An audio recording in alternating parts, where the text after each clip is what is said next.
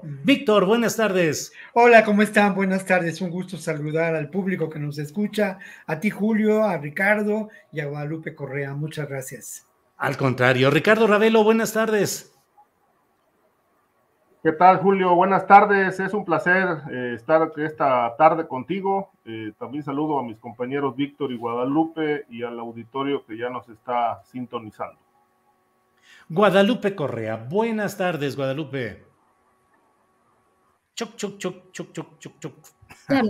Buenas tardes, Julio. Me da mucho gusto verte por segunda vez esta semana y mucho gusto me da ver a mis amigos Víctor y Ricardo y bueno, con muchísimo gusto de poder conversar con ustedes de temas de seguridad muy complicados en esta semana. Muchas gracias. Sí.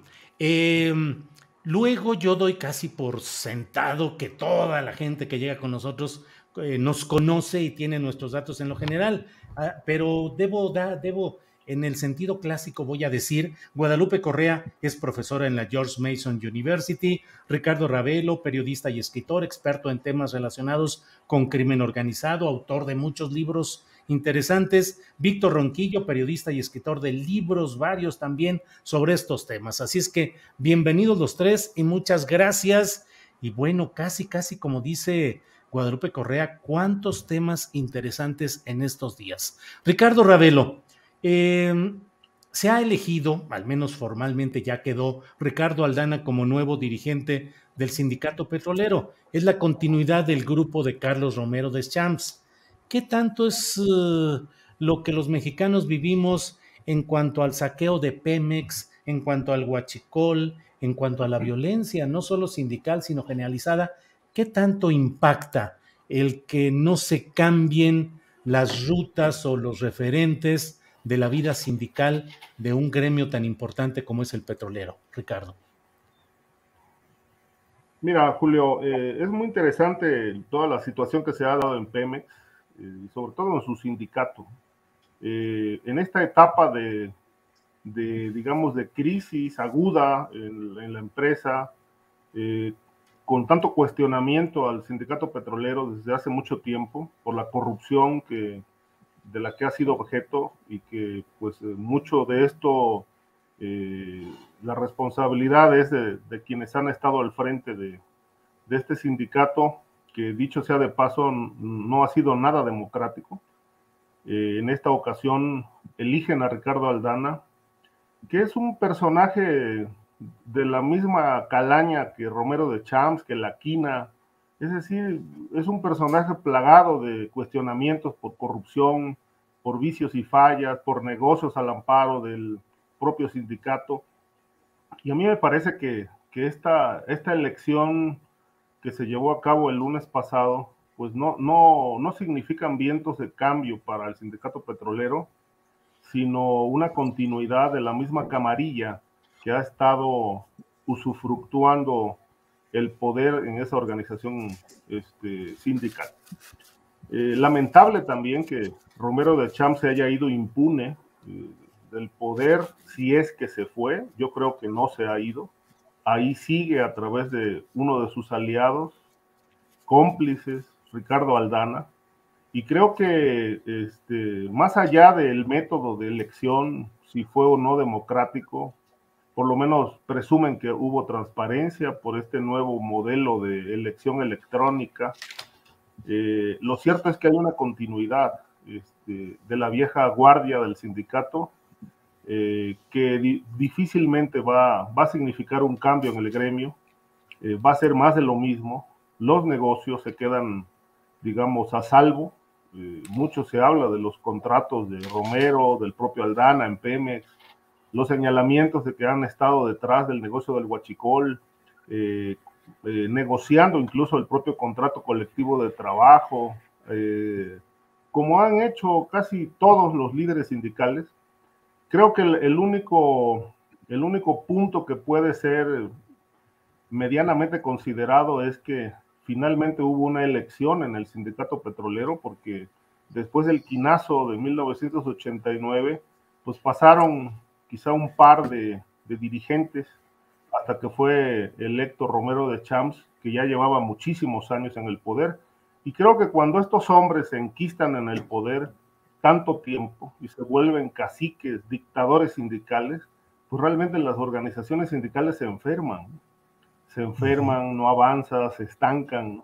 Es el caso también del sindicato de ferrocarrileros con Víctor Flores, ¿no? Que lleva 30 años ahí, entre otros, ¿no? Hace falta una sacudida, y creo que, bueno, esta elección es un maquillaje de democracia, no significan vientos de cambio, significa más de lo mismo, la misma corrupción, los mismos personajes, nada más cambian las posiciones, ¿no? Ricardo Aldana fue tesorero en una etapa, todos han estado relacionados con la quina, es la vieja escuela corrupta que lamentablemente sigue al frente del sindicato petrolero.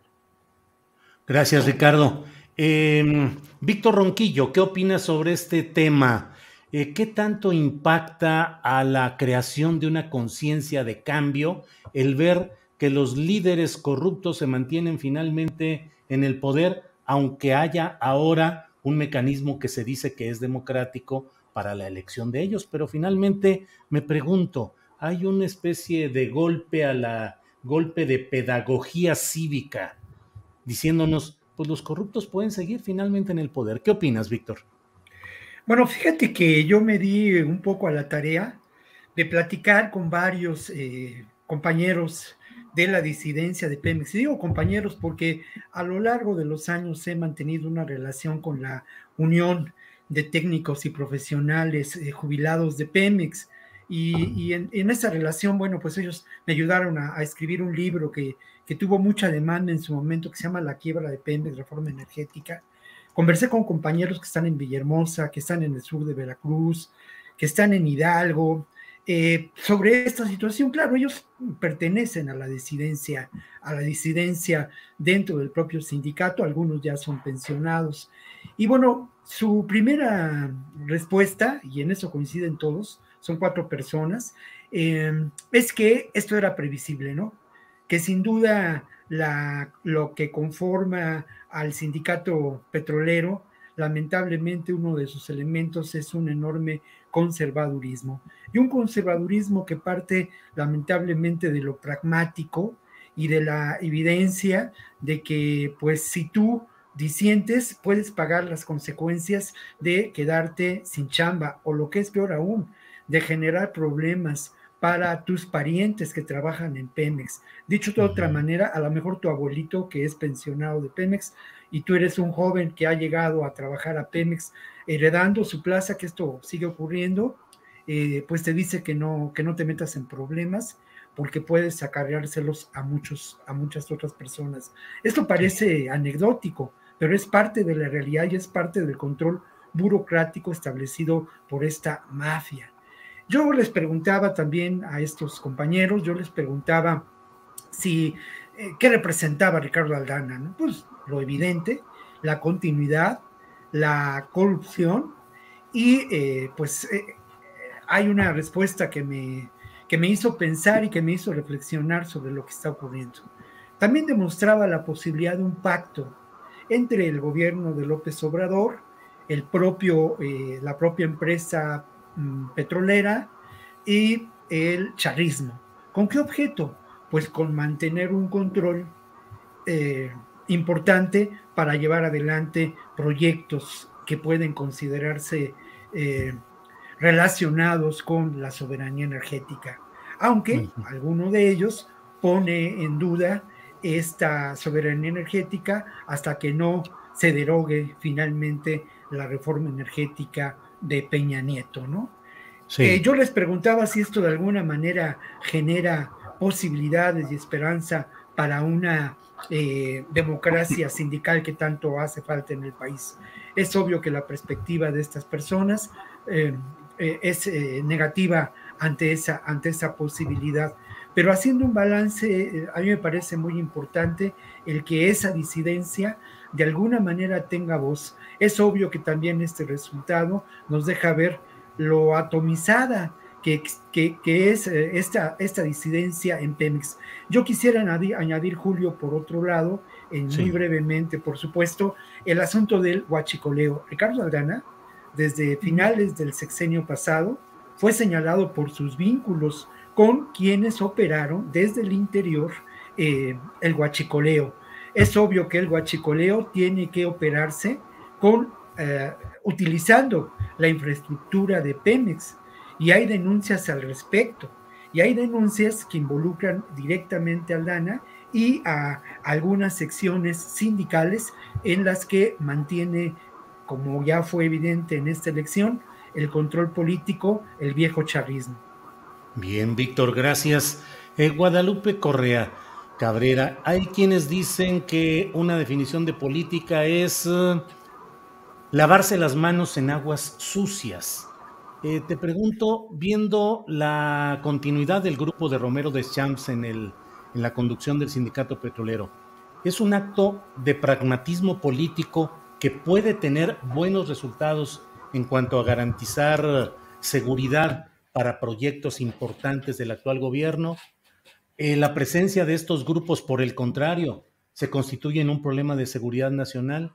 ¿Cómo ves el tema, Guadalupe? Lo veo muy delicado, Julio, y más escuchando las declaraciones del presidente de la República, que quiere mantener una postura, digamos, neutra, con vistas a una negociación, quizá a dejar pasar. Lo que dijeron mis colegas es totalmente cierto. Quiero enfocarme en el tema del huachicoleo y después contesto brevemente tu pregunta. Exactamente como dice Víctor Ronquillo, en el libro que trabajé yo por 8 años, Los Zetas Inc., Corporaciones Criminales, Energía y Guerra Civil en México, estaba obviamente tratando de entender la vinculación de los supuestos Zetas, ¿no?, con el huachicoleo. Y finalmente llego a la conclusión de que hay 2 actores muy importantes que facilitaron de una forma avalada por las estructuras de gobierno, por el mismo Petróleos Mexicanos, comenzando desde desde mucho antes, ¿no? Las estructuras corruptas de Pemex se han dado desde mucho antes, ¿no? Y la relación de Ricardo Aldana con el Pemex Gate, obviamente con todo el grupo de Romero Deschamps, es una camarilla de entes corruptos que controlan el sindicato, pero entre ellos se protegen y es todo el sindicato. Entonces, por eso mismo, ellos aseguran estas votaciones. ¿Y qué pasó con el huachicoleo? Hay mucha gente involucrada, pero mucha gente recibió pues recursos de esto avalados por los mismos directivos de Petróleos Mexicanos. Eso es muy, muy, muy importante. Cuando empieza a subir el huachicoleo desde la administración de Vicente Fox, poquito, pero ya con Felipe Calderón fue una cuestión que ya no se podía más. Y el director de Petróleos Mexicanos en ese momento, pues se hizo de la vista gorda, y durante el sexenio de Enrique Peña Nieto esto fue exponencial. Hay 2 actores importantes. Uno es el sindicato. Cuando yo estaba estudiando esta cuestión del involucramiento de los Zetas en el huachicoleo y toda la atención de las principales revistas, de los principales medios estadounidenses, todos hablaban de los Zetas, hablaban del crimen organizado, pero el crimen organizado realmente se dio dentro del sindicato y se dio también dentro de las Fuerzas Armadas. Esto es muy importante. Durante la era de Salvador Cienfuegos, todo el mundo está hablando de Salvador Cienfuegos y sus vínculos con el narco, pero en realidad lo que tendríamos que investigar mejor fue el papel de las Fuerzas Armadas que permitieron este incremento tan exponencial durante los 6 años de Enrique Peña Nieto para seguir desmantelando Petróleos Mexicanos. Parecía ser como una estrategia orgánica, más bien, no estrategia, algo más bien orgánico, donde los Zetas, donde todos dejaban dejaban pasar, pero a mí me parece algo mucho más estructurado, y la protección que se dio entre las diferentes estructuras, entre el ejército mexicano y obviamente los trabajadores de Petróleos Mexicanos, pues fue muy importante, porque al presidente le ha temblado la mano cuando al principio de su gobierno, con este anuncio importantísimo, donde el nombre de Ricardo Aldana pues se empezó a barajear con relación al huachicoleo, y por qué el silencio y por qué el presidente dice, pues hasta que no haya evidencias no vamos a hacer absolutamente nada. Es una cuestión de pragmatismo político, probablemente sí, y es muy complejo lo que está sucediendo en México, porque el presidente tiene su proyecto y no quiero ser, en este caso, totalmente permisiva o apoyar 100% al gobierno, pero me parece importantísimo lo que se está haciendo en el tema energético. Sin embargo, existe todo este andamiaje corrupto que actuó de una forma muy compleja, con todas las estructuras de poder en ese entonces en México, y por otro lado, el tema de la seguridad nacional. Estamos hablando de dos actores. El tema del petróleo, Petróleos Mexicanos, es una empresa que se tiene que ver así. Es una cuestión de seguridad nacional. La participación del Estado en el sector energético, en el sector petrolero, es una cuestión de seguridad nacional. Al mismo tiempo que las Fuerzas Armadas, que estuvieron vinculadas al saqueo consistente y a un programa neoliberal para hacer que las empresas tuvieran el control de la energía en este país. Entonces, quizás es una movida de alguna forma estratégica, pero al mismo tiempo estratégica con los seres más corruptos de todo el país. Entonces, realmente, aquí yo no sé qué es lo que se tenga que sopesar. Confío en que se hará justicia y al mismo tiempo se protegerán nuestros recursos estratégicos. Es muy complicado. Gracias, Guadalupe Correa Cabrera. Ricardo Ravelo, ha renunciado el fiscal general del estado de Jalisco, un personaje pues que es considerado, y bueno, yo resido en el área metropolitana de Guadalajara, pues que ha sido considerado como un factor de mantenimiento de esa paz especial en ciertos segmentos y de todo lo demás que se ha dado en términos de represión a grupos estudiantiles y todo el esquema denso que se vive en el estado de Jalisco. Ha renunciado él. ¿Qué opinas de esa renuncia, Ricardo? Extraña, pero bueno, seguramente obedece a algunos nuevos enroques que quiere establecer ahí el gobernador Alfaro. Lo cierto es que, bueno, Gerardo Octavio Solís dejó mucho que desear en el tiempo que estuvo al frente de la Fiscalía de Jalisco. Muchas investigaciones están archivadas e investigaciones relevantes, como por ejemplo el asesinato de Aristóteles Sandoval, que a la vuelta de poco más de un año de ocurrido no hay un solo detenido. Y bueno, pues es un secreto a voces de que fue privado de la vida, o más bien fue ejecutado en un bar por gente del cártel de Jalisco Nueva Generación, que dicho sea de paso es la organización que tiene su asiento en esa entidad.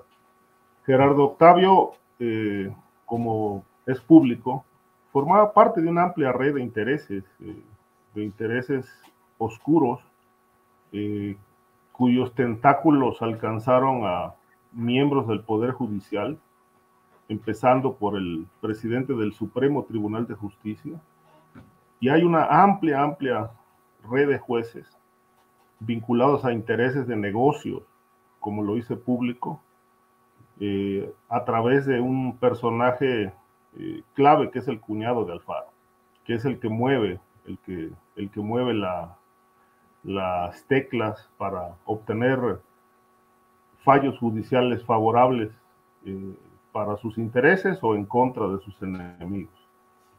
Entonces, creo yo que el caso de Gerardo es un personaje que formó parte de la descomposición de la Procuración de Justicia en Jalisco. Hay muchísimas quejas de gente que ha denunciado abusos de autoridad, ha denunciado persecución, despojo de propiedades, despojo incluso hasta de familiares, ¿no? Hay una señora por ahí muchas señoras que se quejan de cómo les han quitado a sus hijos los esposos después de los divorcios que han enfrentado, precisamente pagándole a miembros del Poder Judicial para mantener la custodia de los hijos en favor de quien la demanda. Es muy conocido también cómo se fabrican delitos, ¿no? Si quieren realmente fregar a alguien, pues le arman una acusación falsa, lo cargan con droga, con armas, pero le arman todo un asunto, lo consignan y a través de estos jueces corruptos pues meten a la cárcel a la gente que les incomoda. Esa es la justicia de Jalisco, así se ha procurado la justicia, y me parece que, bueno, si esto llegó a un nivel ya de escándalo, pues me parece que el cambio puede significar una posible solución a este grave problema, o la continuidad, porque bueno, ahora se habla ya de una terna que presentó el gobernador al Congreso para elegir designar al nuevo fiscal, pero creo que el cambio de la cabeza, en este caso del fiscal, no va a cambiar toda la corrupción que hay en la justicia, en la procuración, en todo digamos, la cadena de justicia, desde la procuración, la administración y la readaptación social, ¿no? Lamentablemente toda esta cadena está contaminada de intereses, y lo más grave es que, bueno, son intereses tanto de negocios, porque la justicia en Jalisco se compra y se vende, de acuerdo con la información que yo he consultado y sigo consultando, sino que además también hay una fuerte injerencia del crimen organizado a nivel de todos los poderes, empezando por gente del cártel de Jalisco ligado a intereses políticos en esa entidad. Entonces creo yo que, bueno, pues esperemos que pueda significar el cambio del fiscal un cambio un aseo a toda esta práctica de corrupción, pero dudo mucho porque realmente todo el andamiaje está tremendamente protegido desde los más altos niveles del poder. Gracias, Ricardo. Víctor Ronquillo, ¿qué opinas sobre esta salida del fiscal general de justicia del estado de Jalisco en el contexto específico de ahí? Y te suelto también alguna preguntita, Víctor. ¿Percibes como que hay algún tipo de cambio en el combate a estos temas de crimen organizado en algunos estados donde pues las cosas parecían rodando de una manera? ¿Percibes algún pequeño cambio o todo sigue igual? Víctor, por favor. Bueno, lo primero que hay que decir es que este personaje corresponde de alguna manera a lo que podemos considerar el establishment político, ¿no? O sea, es un personaje que ha ocupado distintos espacios de gobierno a lo largo de los años, que tiene una presencia de mucho tiempo también en la Procuración de Justicia. Y esto lo menciono porque la semana pasada yo hacía una reflexión sobre con quién gobiernas, quiénes son los aliados para la posibilidad de construir un gobierno que puede ser distinto para una nueva organización política como Movimiento Ciudadano. Nueva también, pues de manera entrecomillada. ¿Con quién gobiernas? No hay duda de que se ha elegido gobernar en un ámbito que es determinante en la democracia, que es la Procuración de Justicia, con los viejos mandos, con estas figuras políticas que tienen, y se le ha señalado, nexos con lo que podríamos considerar grupos de poder criminal. Este es el caso de este personaje. Llama la atención, y ya lo mencionabas, Julio, como si uno revisa la información, digamos, a lo largo de varios meses de lo que ocurre en el estado de Jalisco, y uno se encuentra una situación de enorme violencia en muchas regiones. En Guadalajara, las ejecuciones, las desapariciones que en otro momento y no hace mucho se dieron de manera constante, habían disminuido.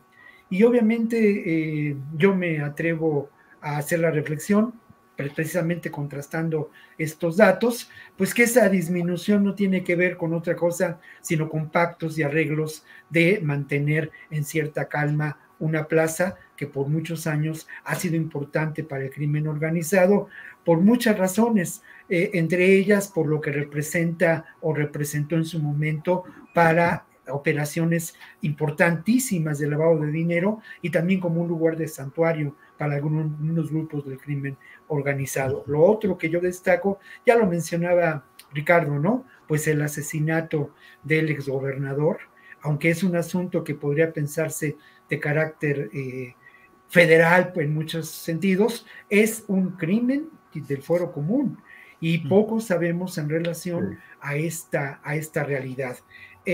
Lo que me preguntas, mira, yo esta mañana, y estoy preparando un reportaje que no pues siempre el asunto de los reporteros es que si vamos a lograr que salga al aire o no salga al aire, siempre es una lucha, ¿no? Un duelo, como dice el maestro Jaime López, con muchos espacios, ¿no? Para lograr publicar. Y el reportaje tiene que ver con lo que está pasando en estos momentos en Guerrero, ¿no? Por una parte hay una evidencia de la presencia de lo que sí podemos considerar grupos narcoparamilitares en la región de Chilapa de Álvarez, pero por otro lado también existe, y hay que mencionarlo, pues la estrategia, ¿no?, del gobierno federal para establecer una posible ruta de transformación de esta realidad que va del despliegue militar y de la Guardia Nacional a la expansión de la política social. Es posible que esto dé resultado. A mí me parece que es muy difícil porque tiene que, digámoslo así, abatir estos mecanismos de control político establecidos por el cacicazgo en Guerrero desde hace muchos años. El ejemplo mayor es lo que ocurrió en Iguala cuando el caso Ayotzinapa, Julio. Sí. Bien, Víctor, muchas gracias. Guadalupe Correa, ya hemos hablado del tema en lo general de lo que ha sucedido con esta renuncia del fiscal general de Jalisco. Si nos haces favor de referirte a esto, pero además quisiera preguntarte, Guadalupe, ¿ha servido todo este cambio de las procuradurías de justicia a las fiscalías autónomas que en muchos estados como Jalisco, como Guanajuato, como Guerrero, están entregadas a los poderes de los gobernadores, o en el caso federal, ¿es realmente autónomo Gertz Manero? ¿Qué ha significado o ha sido solamente esto del paso a las fiscalías autónomas? Pues simplemente una narrativa de simulación más en la institucionalidad mexicana, Guadalupe. Pues es simplemente y es llanamente una simulación.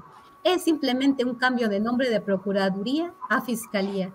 Creo que no hemos trabajado en los procesos para hacer realmente a la investigación judicial una investigación independiente.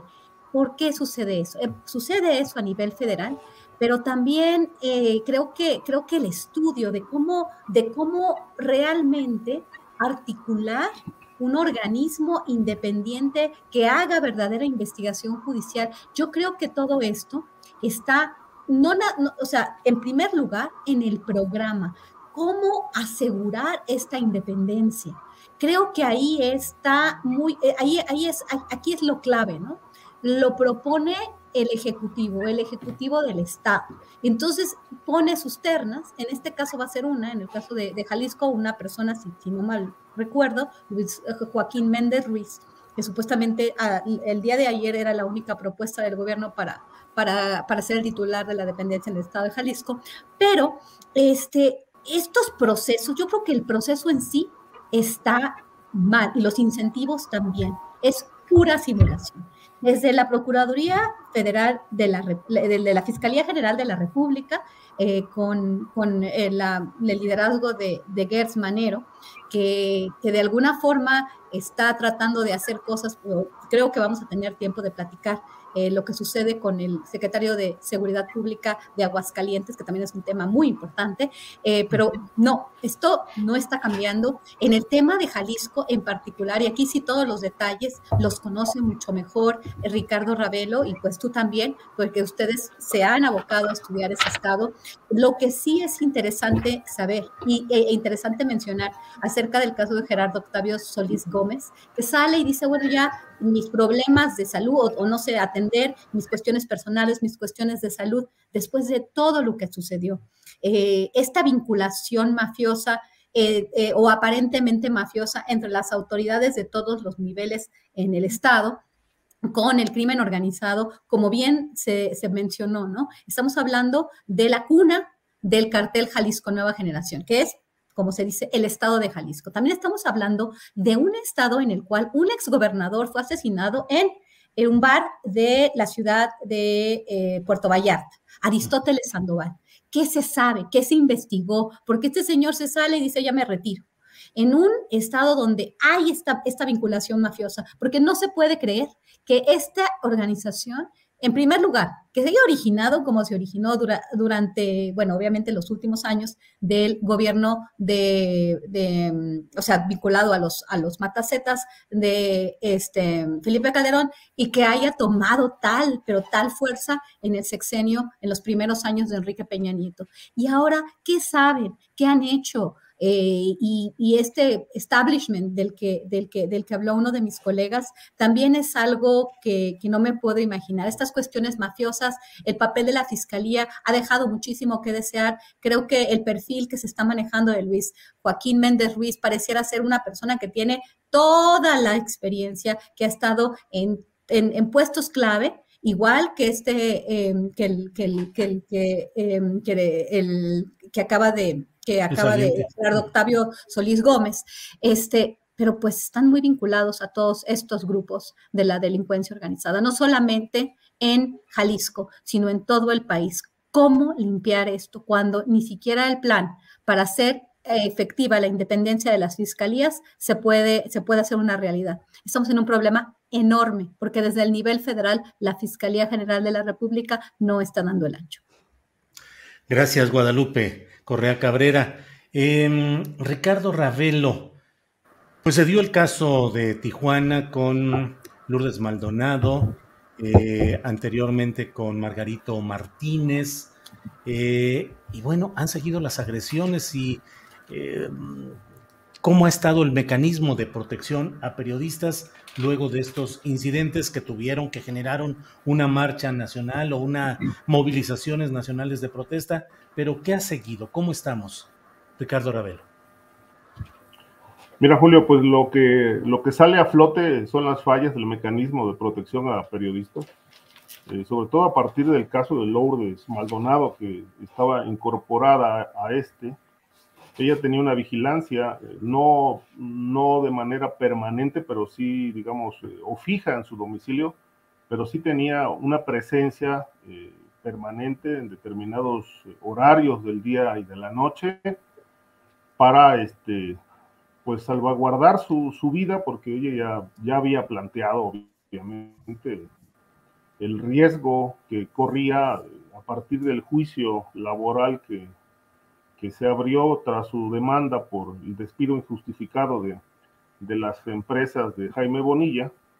Y entonces, pues con todas estas presiones a las que estuvo sometida, pues creo que fue más importante el mantener, digamos, así lo consideró ella, y así me lo han comentado algunos colegas de allá, de Baja California, que era importante mantenerse con el mecanismo activado en su favor a fin de evitar, pues, algún tipo de secuestro o incluso la muerte misma.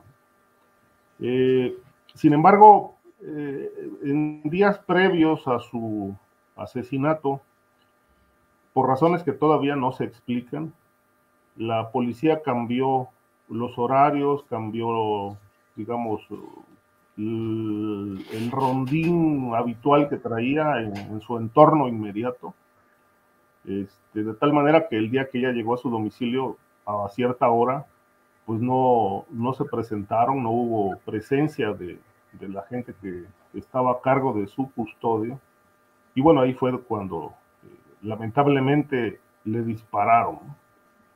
En el resto de los compañeros asesinados, en realidad desconozco si estaban o no en el mecanismo. El caso del periodista de Veracruz, creo que no formaba parte. Pero este caso de Baja California ha llamado mucho la atención precisamente por eso.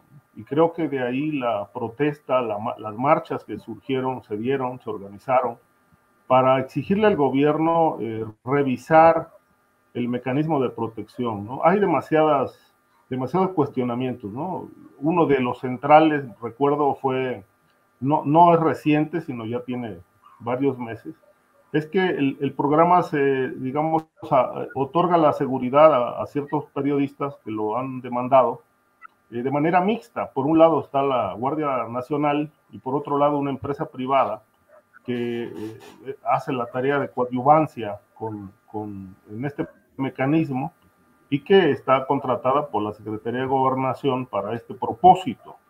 se dijo que esta empresa pertenecía a Genaro García Luna, y que lamentablemente muchos periodistas habían perdido la vida después de haberse incorporado al programa.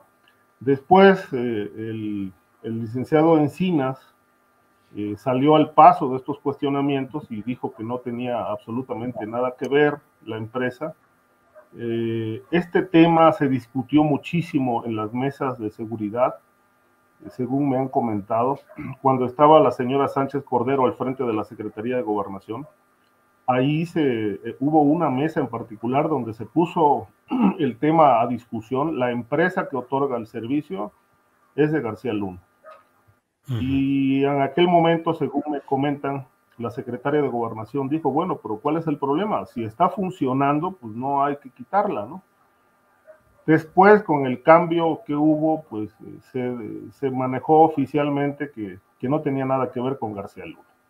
El asunto es que, bueno, hay muchísimas dudas, en la que yo creo que está faltando que los funcionarios a cargo del mecanismo realmente rindan cuentas, hagan transparente todo este asunto, se aclaren dudas, porque lamentablemente siguen ocurriendo muertes, ¿no? Esto que mencionabas de Margarito, es el periodista que, bueno, fue el primero que asesinaron en la semana trágica en la que murió también Lourdes Maldonado. Luego en Michoacán hubo otro crimen, y bueno, han seguido ocurriendo asesinatos que se van sumando a una larga lista de muertes y desapariciones de periodistas, que yo creo que ya es momento, Julio, de que el gobierno realmente aclare qué pasó, porque, digamos, desde los casos de Veracruz, allá por el año 2012, que hubo una crisis de seguridad muy fuerte contra periodistas que fueron asesinados, descuartizados, decapitados, desaparecidos. Todos esos expedientes que yo en algún momento tuve la oportunidad de revisar, pasaron a la Fiscalía General de la República, antes PGR, porque había tintes de que el crimen organizado estaba detrás de estas muertes, ¿no? Hasta hoy no hay resultados en ninguno de los expedientes, ¿no? Por las presiones que ha hecho la revista Proceso. El caso Regina Martínez fue atraído por la Fiscalía General de la República y lo reabrieron porque prácticamente ya lo habían cerrado con el móvil del robo. Una cuestión bastante aberrante, porque el tema el tema periodístico, el tema de sus investigaciones, sobre todo las últimas que publicó Regina Martínez, donde señaló ahí a personajes activos en la política veracruzana, priistas, ligados al crimen organizado, lamentablemente es un elemento que no se incorporó al expediente. Y el gobierno de Duarte y las administraciones que siguieron en Veracruz mantuvieron la investigación prácticamente archivada. No hubo ningún avance al respecto. Ahora se está explorando la línea del crimen organizado y finalmente se está revisando el trabajo periodístico que durante varios años se dejó de lado por seguir la línea del móvil, una línea que realmente desviaba totalmente el tema del crimen organizado y a estos personajes ligados al poder. Sí. Entonces, bueno, tenemos un tema de impunidad atroz con el caso de los periodistas. No, creo que la única investigación que está aclarada es la de Miroslava en Chihuahua y la de Gregorio Jiménez de Coatzacoalcos, Veracruz, que fue decapitado. Fueron dos casos que donde hay detenidos y están aclarados, pero por lo menos hay una veintena de asuntos impunes. Bien, Ricardo, gracias. Víctor Ronquillo, tenemos muchos temas interesantes, la verdad, en este día, así es que voy a ir proponiendo algunos otros. Víctor, fue detenido el secretario de Seguridad del gobierno de Aguascalientes, gobierno que ejerce un militante del Partido Acción Nacional. Lo detuvo la Fiscalía General de la República. ¿Qué lectura tienes de este hecho, Víctor Ronquillo? Bueno, creo que lo primero que hay que señalar es que, sin duda, y esto es evidente, están incrustados todavía en los aparatos de seguridad pública, de procuración de justicia, quizá también elementos que formaron parte de la estructura de poder durante el gobierno de Felipe Calderón y la Secretaría de Seguridad Pública a cargo de García Luna. Elementos de poder, no me equivoqué, lo subrayo, como es el caso de este personaje. Eso es lo primero que hay que mirar. Lo otro, a mí me parece que es muy interesante que se le detenga y que se le detenga bajo la acusación de tortura, además de abuso de autoridad. Esto es un precedente importante en términos del cargo que ocupaba este personaje. No hay duda, por otro lado, que corresponde también pues a una pugna política que sin duda veremos agudizarse a lo largo de este año, en donde hay elecciones en estados claves, de alguna manera, en términos de lo que podemos considerar la seguridad, como es Tamaulipas. Hay elecciones también, y no podemos olvidarlo, en Aguascalientes. Y obviamente hay una respuesta que deja mucho que desear sobre la actuación de esta persona en Aguascalientes, ¿no? Oye, Víctor, que a mí se me hace que si, perdón, Víctor, a mí se me hace que si acusaran, si consignaran por tortura a los secretarios de seguridad de los estados, nos quedábamos pero sin ni secretarios, ni subsecretarios, ni jefes de policía, ni nada, ¿no? No, mira, no lo sé realmente, porque habría que revisar si existen acusaciones de tal peso en estos momentos a nivel internacional. En este caso fue determinante la acusación que tiene como fundamento lo que la Organización de las Naciones Unidas estableció y la denuncia en la Corte Interamericana de Derechos Humanos, ¿no? Pero creo que el comentario que haces es muy atinado, Julio, y tiene pues esa ironía que te caracteriza, sobre todo cuando escribes, ¿no?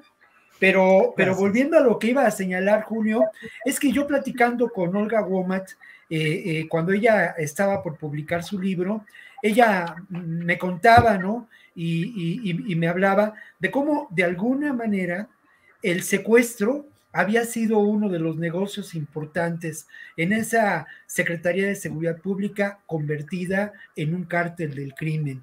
Y creo que este caso, porque al final de cuentas las dos personas que fueron detenidas, torturadas, una de ellas sufrió violación, según la información de la que se dispone y según el caso en la Corte Interamericana. Bueno, esto a mí me hace pensar que sin duda este cártel del crimen en la época de Genaro García Luna, además de la vinculación con el cártel de Sinaloa, pues aprovechó el negocio del secuestro. Este personaje también está señalado por ser una de las personas ligadas a esta protección del crimen organizado y del cártel de Sinaloa, Julio.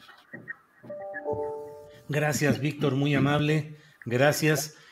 Guadalupe, bueno, vi tu expresión respecto a que se quedarían acéfalos muchos cargos en las oficinas policíacas y de fiscalías y procuradurías si hubiera acusaciones en este sentido de tortura. Pero te quiero preguntar también lo relacionado con Tamaulipas, la situación política y de seguridad en esta coyuntura electoral. Guadalupe. Tamaulipas es una cuestión muy complicada y estaba pensando precisamente en el estado de Tamaulipas, estaba pensando en pues, la Procuración de Justicia y la tortura y los casos que he venido estudiando y que he venido denunciando en esta, y bueno, obviamente también otras administraciones estatales.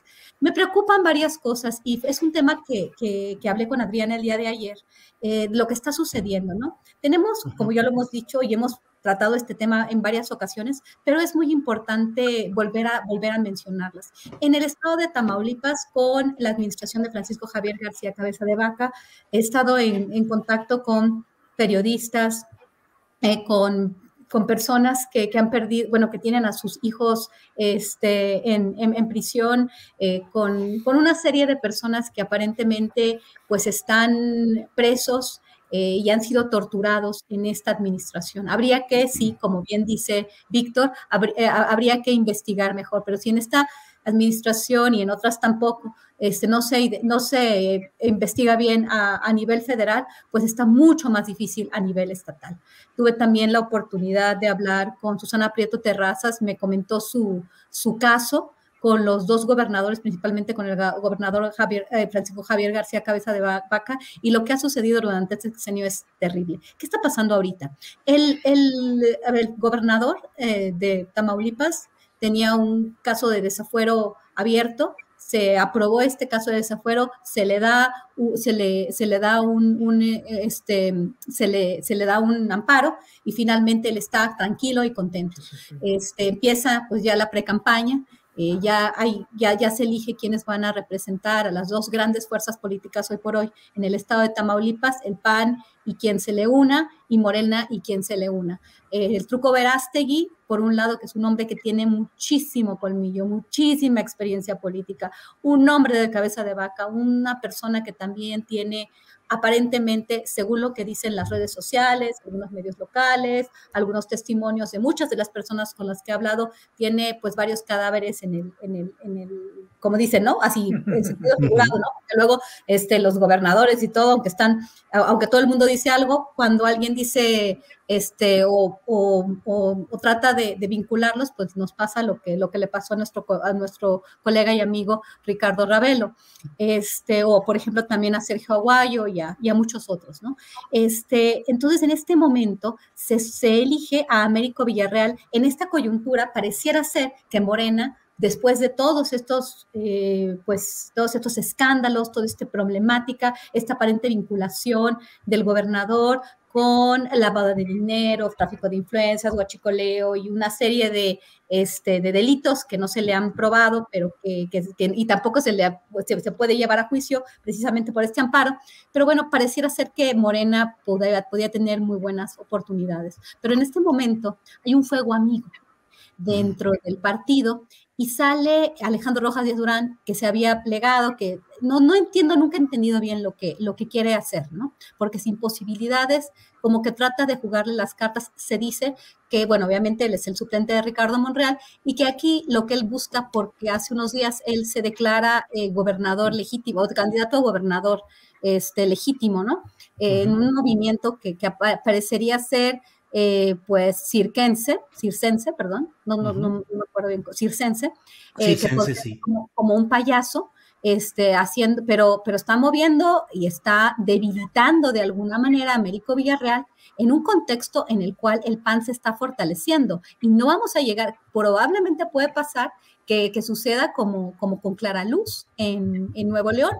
O sea, a nivel político está muy desangelada la candidatura de Américo Villarreal y no sé si Ricardo Monreal, esto es lo que se dice, ¿no? Porque se dice, bueno, Alejandro Rojas Díaz Durán opera con Ricardo Monreal. ¿No será que lo que estamos viendo, que este espectáculo que pareciera ser una payasada, podría en realidad estar relacionado con las luchas a nivel nacional y el papel que Ricardo Monreal quisiera tener en la política a nivel nacional, que está jugando algunas piezas? No lo sé, pero sin embargo, estas piezas, en un estado tan afectado, en un estado tan complejo como Tamaulipas, donde el panismo de cabeza de vaca, ha hecho de las suyas, ha traído y ha apoyado a las empresas transnacionales de energía, ha colaborado directamente con algunas agencias federales estadounidenses para hacerles el trabajo a costa de la seguridad nacional de México. Hablo de esta línea, de la línea 800, para dar información sobre delincuencia organizada que puede poner al Estado y al país en riesgo, una cuestión de un riesgo de seguridad nacional, un montón de cosas que ya hemos hablado.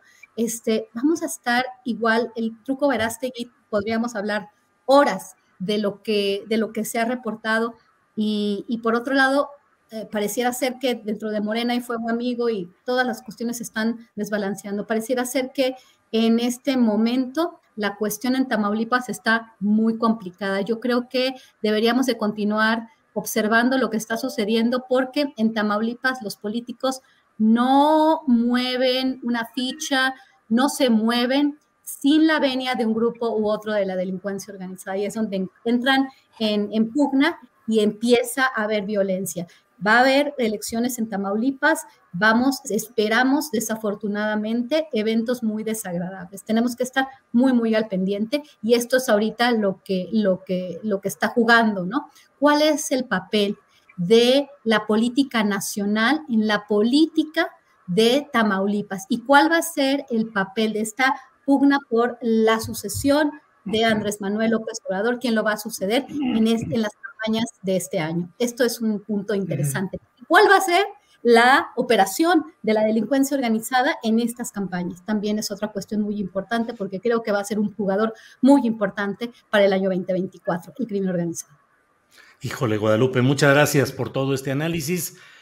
Bueno, son las 2:53 p.m. Recuerden que termina esta mesa de análisis sobre temas de seguridad, y tenemos luego información relevante con Adriana Buentello y una entrevistita pequeña que hará sobre el programa de hoy del Palo de la Piñata a las 8 de la noche. Así es que, por favor, síganos acompañando.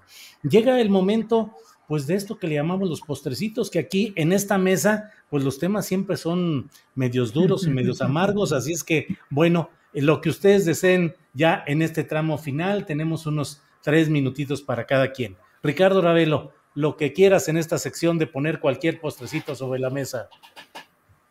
Sí, Julio, mira, me llamó mucho la atención todo este planteamiento que hizo Guadalupe sobre Tamaulipas.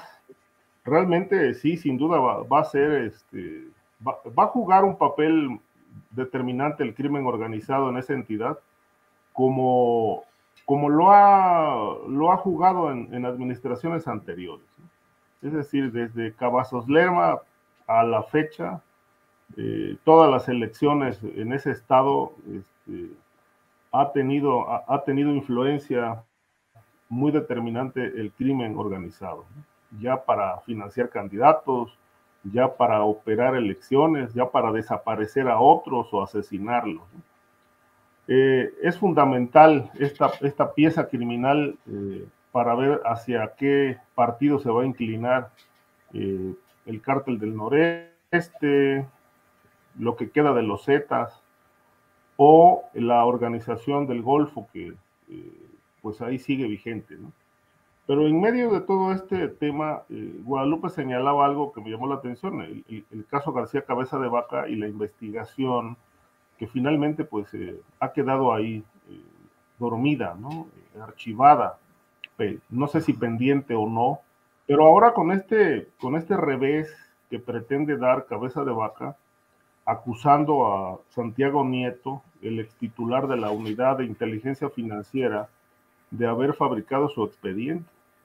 Y entonces esto pues va a abrir ya abrió de hecho un debate interesante, justamente porque, bueno, Santiago Nieto podrá tener 1000 defectos, no tuvo resultados al frente de la UIF, se peleó con Gers Manero, se fue a Centroamérica a casarse, etcétera, etcétera, con todo lo que ya sabemos, pero realmente sí me cuesta trabajo aceptar que pueda estar vinculado a la fabricación de un expediente criminal en contra de Cabeza de Vaca.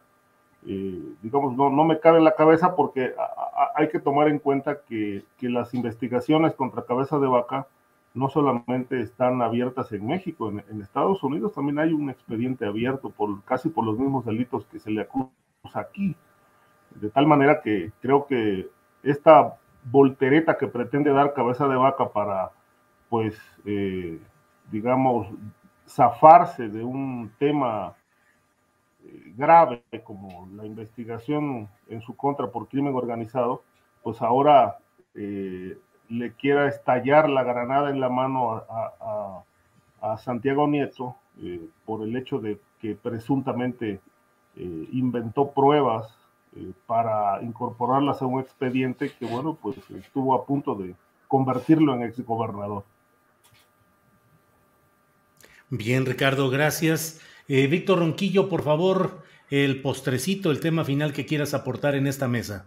Bueno, me quedé yo con lo que quería señalar en términos de los homicidios perpetrados en contra de colegas periodistas, sobre todo en el caso de Margarito Martínez y Lourdes Maldonado, ¿no? En Tijuana. Mira, creo que aquí es determinante. Hace algunas horas se dio a conocer que el subsecretario García Verdeja informaba que muy pronto se darán a conocer elementos importantes en la investigación. Si esos elementos tienen que ver con el móvil de estos crímenes, adelante. Creo que ahí está la clave, ya lo decía Ricardo en lo que comentaba en relación a estos casos, ¿no? El móvil del crimen es fundamental para establecer una línea de investigación sólida. El otro elemento que me preocupa a mí en relación a la práctica periodística en lugares como Tijuana, por ejemplo, también ocurre en Tamaulipas, también ocurre en algunos de las, en Chiapas, es esta realidad donde han proliferado, ¿cómo llamarlo así? Desde mi punto de vista, pseudo periodistas, ¿no? Personas que de alguna manera generan espacios, entre comillas, de información a partir de los recursos que te permiten las llamadas redes sociales. Aquí tenemos un espacio que es ejemplar en términos de la libertad, en términos de la reflexión, en términos de la agudeza, no de nosotros, porque halago en boca propia es vituperio, sino de lo que ocurre día con día en este espacio, ¿no? Pero no es así en lo que puede considerarse estos espacios de los llamados blogueros, que en ocasiones pues están al servicio de verdaderos grupos mafiosos. Y además, otra realidad de la que se habla poco en el gremio, pero que también tenemos que señalar, es que no hay duda de que entre los aparatos de inteligencia de que disponen estas mafias del crimen organizado, se dispone de algunos profesionales de los medios. Yo lamento mucho recordar el caso de alguna colega asesinada, no voy a decir el estado ni la ciudad, pero que lamentablemente era la encargada de repartir los sobres entre los colegas que a fuerza o no tenían que pues servir a los intereses de los grupos criminales, Julio. Esto es parte de la realidad y creo que lo que tenemos que hacer es pues hablar de estos temas, a veces resultan amargos, pero creo que tenemos que entender esta realidad de la violencia en nuestro país para una efectiva construcción de la paz desde estas nuevas perspectivas pues teóricas y reflexivas, ¿no? Gracias, Víctor. Guadalupe Correa Cabrera, por favor, tu reflexión final en esta mesa. Claro que sí, voy a ser breve, trataré de ser breve más bien. En el tema de Tamaulipas, quiero hacer como una sugerencia. Yo creo que sería muy interesante que pudiéramos armar una mesa entre nosotros, entre los cuatro, para hablar más allá del tema, porque, Ricardo Ravelo tocó unos temas que dan para muchísimo y se me olvidó también meter muchos temas importantes relacionados con lo que menciona, los posibles pactos, por qué Cabeza de Vaca está como está, y bueno, también la cuestión de los energéticos, de las eólicas, del gas y el petróleo, muchos otros temas. Yo creo que sería, te lo sugiero, sería muy importante seguir hablando de esto. Me faltaron muchas cosas, quería hacer esa afirmación. Y bueno, y finalmente quería retomar un pensamiento, un tuit sobre la violencia económica del doctor Lorenzo Meyer. Lorenzo Meyer dice, la violencia económica tiene lugar cuando las decisiones políticas a nivel estructural están diseñadas para favorecer a los más ricos y poderosos, lo que perjudica de una manera directa al conjunto de la población. Lo retoma de un reporte de Oxfam de este año, del 18 de enero. Y dice, ni duda, vivimos en la violencia. Esto es muy importante considerarlo. El día de ayer tuvimos esta mesa especial que me encantó con Claudia Villegas y contigo, y hablando de esta gran desigualdad que se ha generado por esta élite, ¿no? Y esta serie de burócratas que han facilitado la capacidad del gran capital. Y esto me remonta también al caso de Tamaulipas y a la protección que ha dado cabeza de vaca a estas grandes empresas energéticas transnacionales. Vivimos una violencia económica, una violencia que nosotros en esta mesa estamos analizando, pero que no nos hemos reparado a ver este tema de quién gana de toda esta violencia, de las compañías productoras de armas, de todos estos fabricantes de tecnología y, bueno, de los bancos y todos aquellos, los facilitadores de las estructuras para lavar dinero y para continuar con esta cuestión. Entonces, bueno, nada más terminar con esa reflexión. Gracias, Guadalupe Correa Cabrera. Tomo la sugerencia que haces, ya nos pondremos de acuerdo en mensaje privado con Ricardo, con Víctor, por la vía de Adriana y un servidor, para ver cómo podemos organizar la próxima mesa, que puede ser efectivamente sobre pues esa influencia o presencia de los factores oscuros en las próximas elecciones. No sé si solo Tamaulipas o vemos de los demás estados, pero podemos ir haciendo un análisis o estado por estado en lo general. Con mucho gusto lo vemos y es una muy, muy buena idea. Pues Ricardo Ravelo, muchas gracias y buenas tardes.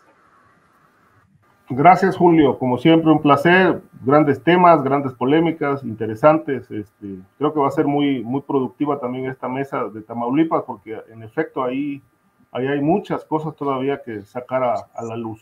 Gracias y pues no me despido de mis compañeros. Buen fin de semana. Igualmente. Víctor Ronquillo, gracias y buenas tardes. Muchas gracias a todos y bueno, pues es un gusto, como siempre, estar aquí en este espacio, Julio. Un abrazo para todos y obviamente un saludo para el público que nos ha escuchado. Gracias. Guadalupe, gracias y buenas tardes. Muchas gracias. Muy buenas tardes a ti, Julio, a Víctor y a Ricardo, y estamos en contacto y nos vemos el próximo jueves. Gracias. Así es. Gracias. Hasta luego.